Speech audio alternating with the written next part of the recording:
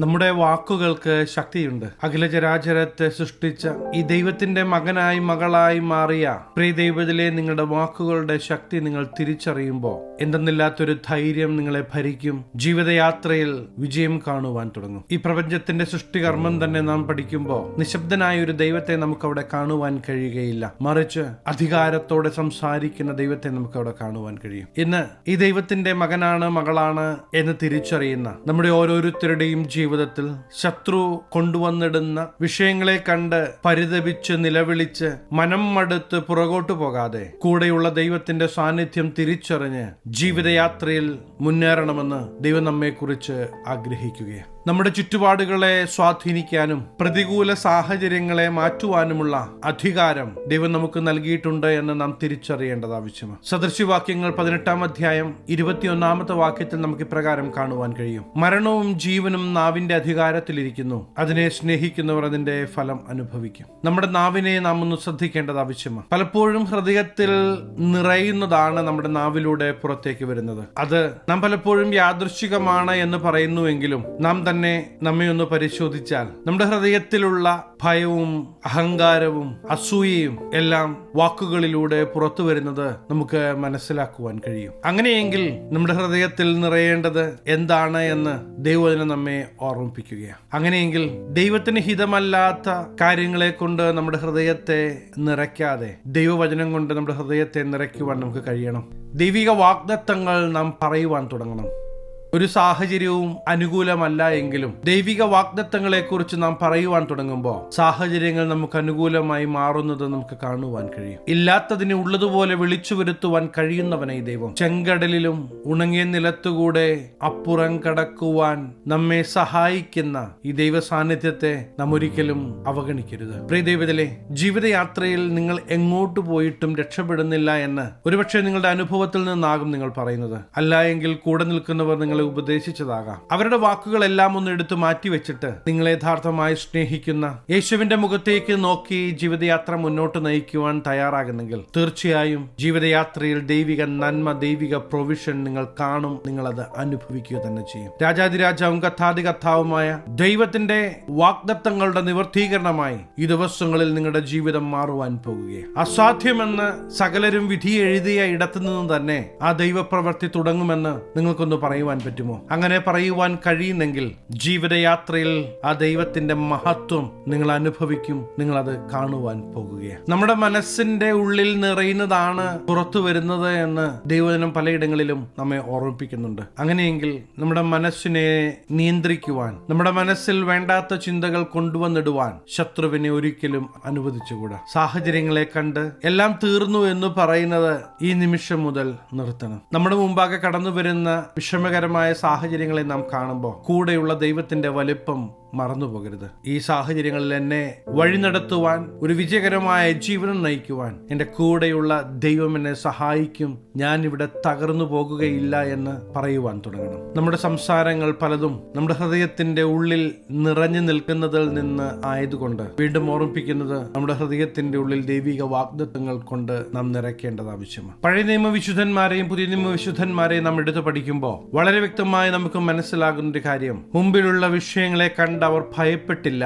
കൂടെയുള്ള ദൈവത്തിന്റെ വലുപ്പത്തിൽ അവർ ആശ്രയിച്ചു എന്ന് നമുക്ക് കാണുവാൻ കഴിയും. ഇപ്പോൾ തീർക്കുമെന്ന് പറഞ്ഞ് മുമ്പിൽ നിൽക്കുന്ന ശത്രുവിനോട് കൂടെയുള്ള ദൈവത്തിന്റെ വലുപ്പത്തെക്കുറിച്ച് പറയുവാൻ കഴിയുമ്പോഴാണ് ദൈവപ്രവൃത്തി നമ്മിൽ തുടങ്ങുന്നത്. വിശ്വാസത്തോടെ ദൈവത്തിൽ ആശ്രയിച്ച് സൂര്യനോടും ചന്ദ്രനോടും കൽപ്പിക്കുമ്പോൾ അവ അനുസരിക്കുന്ന ഭാഗം നമുക്ക് യോശുവയുടെ പുസ്തകത്തിൽ കാണുവാൻ കഴിയും. എങ്ങനെ ഇത് സാധിക്കുന്നു? ദൈവത്തോട് നാം അടുത്തു നിൽക്കുവാൻ നാം തയ്യാറാകുമ്പോൾ നമ്മിലൂടെ പുറപ്പെടുന്ന വാക്കുകൾക്ക് ശക്തിയുണ്ട് എന്ന് തിരിച്ചറിയേണ്ടത് ആവശ്യമാണ്. ദൈവം നൽകിയിരിക്കുന്ന അധികാരം തിരിച്ചറിഞ്ഞ് കൽപ്പിക്കുമ്പോൾ അത് സംഭവിക്കുന്നത് വേദപുസ്തകത്തിലുടനീളം നമുക്ക് കാണുവാൻ കഴിയും. നമ്മുടെ പൂർവ്വപിതാക്കന്മാരെ എടുത്തുപയോഗിച്ചതുപോലെ തന്നെ നമ്മെ ഓരോരുത്തരെയും എടുത്തുപയോഗിക്കണമെന്ന് ദൈവം ആഗ്രഹിക്കുകയാണ്.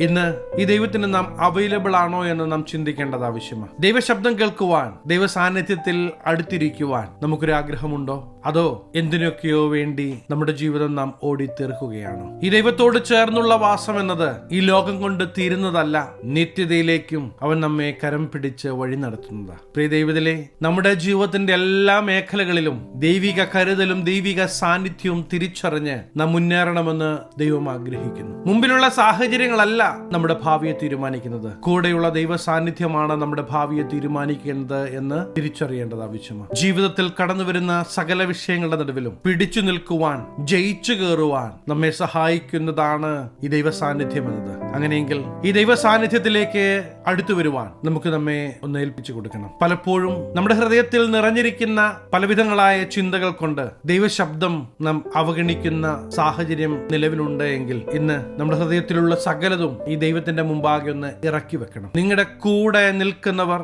കൂടെയുള്ളവർ പറയുന്നതൊന്നുമല്ല നിങ്ങളുടെ ജീവിതത്തിൽ സംഭവിക്കാൻ പോകുന്നത്. നിങ്ങൾ ദൈവത്തിന്റെ പൈതലാണെങ്കിൽ ദൈവം പറയുന്നത് നിങ്ങളുടെ ജീവിതത്തിൽ സംഭവിക്കുവാൻ പോകുകയാണ്. നിങ്ങൾ വിശ്വസിക്കുന്നുണ്ടോ? വിശ്വസിക്കുന്നുണ്ടെങ്കിൽ നിങ്ങളുടെ ഹൃദയത്തോട് കരം ചേർത്ത് വെച്ചിട്ട് പറയണം, എന്റെ യേശു എന്റെ കൂടെയുണ്ടെന്ന് പറയണം. അതെ, ഈ ദൈവത്തിന്റെ കരുതലും ദൈവത്തിന്റെ സ്നേഹവും നമ്മുടെ ജീവിത മേഖലകളിൽ നാം അനുഭവിക്കണമെന്ന് ദൈവം നമ്മെ കുറിച്ച് ആഗ്രഹിക്കുകയാണ്. ജീവിതത്തിന്റെ എല്ലാ മേഖലകളിലും ദൈവപ്രവൃത്തി കണ്ട് ജീവിതത്തിൽ മുന്നേറണമെന്ന് ദൈവം നമ്മെ കുറിച്ച് ആഗ്രഹിക്കുന്നു. പ്രിയ ദൈവത്തിലെ, അതിന് നമ്മുടെ മനസ്സിനെ ഒന്ന് പുതുക്കേണ്ടത് ആവശ്യമാണ്. ഇന്ന് പോകുന്ന അവസ്ഥയിൽ കടന്നുപോയാൽ ഇന്ന് നാം അനുഭവിക്കുന്ന സകല വിഷയങ്ങളും നമ്മുടെ മുമ്പിൽ തന്നെ ഉണ്ടാകും. എന്നാൽ ഇന്ന് നമ്മുടെ സകലവും ദൈവത്തിന്റെ കരത്തിൽ കൊടുത്ത് നമ്മുടെ ഹൃദയത്തെ ഒന്ന് പുതുക്കുവാൻ നാം ഏൽപ്പിച്ചു കൊടുക്കുന്നെങ്കിൽ, ദൈവം പറഞ്ഞ കാര്യങ്ങൾ വിശ്വസിക്കാൻ തയ്യാറാകുന്നെങ്കിൽ, ഇന്നു മുതൽ നിങ്ങളുടെ ജീവിത യാത്രയ്ക്ക് ഒരു മാറ്റം സംഭവിക്കാൻ പോകുകയാണ്. തകർക്കുമെന്ന് പറഞ്ഞു നിൽക്കുന്ന ശത്രുവിന്റെ നടുവിൽ ദൈവിക പദ്ധതി നിങ്ങൾ കാണുക തന്നെ ചെയ്യും. പ്രിയ ദൈവത്തിലെ,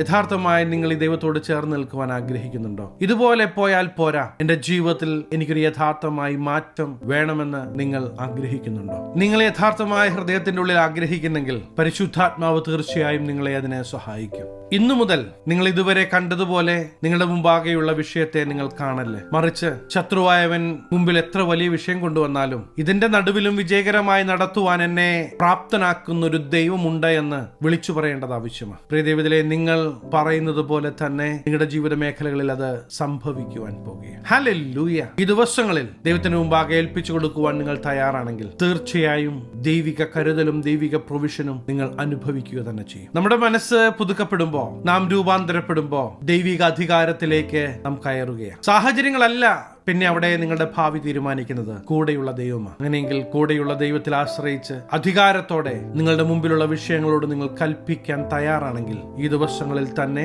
ജീവിക്കുന്ന ദൈവത്തിന്റെ പ്രവൃത്തി നിങ്ങൾ കാണുക തന്നെ ചെയ്യും. പ്രിയ ദൈവത്തിലെ, ഇന്ന് ദൈവം നിങ്ങളോട് സംസാരിച്ചു എന്ന് ഒരു ബോധ്യം നിങ്ങൾക്കുണ്ടെങ്കിൽ, കേൾക്കപ്പെട്ട ദൈവവചനത്തിന് മുമ്പാകെ ഏൽപ്പിച്ചു കൊടുക്കുവാൻ നിങ്ങൾ തയ്യാറാണെങ്കിൽ ഞാൻ നിങ്ങൾക്ക് വേണ്ടി പ്രാർത്ഥിക്കുവാൻ ആഗ്രഹിക്കുകയാണ്. കണ്ണുകളെ അടയ്ക്കാം, പ്രാർത്ഥിക്കാം. മഹാപരിശുദ്ധനായ ഞങ്ങളുടെ സ്വർഗീയ പിതാവേ, എന്നോടൊപ്പം ചേർന്ന് പ്രാർത്ഥിക്കുന്ന ദൈവജനത്തെ അങ്ങയുടെ കരങ്ങൾ തരികയാണ്. പലവിധങ്ങളായ വിഷയങ്ങളിലൂടെ എല്ലാം കടന്നു പോകുമ്പോൾ അവിടെയെല്ലാം വെളിപ്പെടുന്ന ദൈവ സാന്നിധ്യം ഈ ദിവസങ്ങളിൽ എന്റെ മക്കൾ കാണട്ടെ. കരം പിടിച്ചു വഴി നടത്തുന്ന ദൈവത്തിന്റെ പ്രവൃത്തി ഈ ജനം അനുഭവിക്കട്ടെ.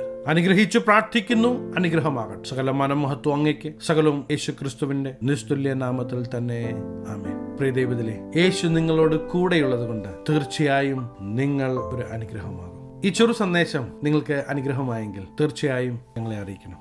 അനേകർക്ക് അനുഗ്രഹമാകേണ്ടതിന് സ്നേഹിതർക്ക് ഷെയർ ചെയ്യുക, ഫോർവേഡ് ചെയ്യുക. നിങ്ങൾ ഈ ചാനൽ ഇതുവരെ ആയിട്ടും സബ്സ്ക്രൈബ് ചെയ്തിട്ടില്ല എങ്കിൽ തീർച്ചയായും സബ്സ്ക്രൈബ് ചെയ്യണം. ദൈവം അനുവദിച്ചാൽ അടുത്ത ദിവസം നമുക്ക് വീണ്ടും കാണാം. Stay blessed.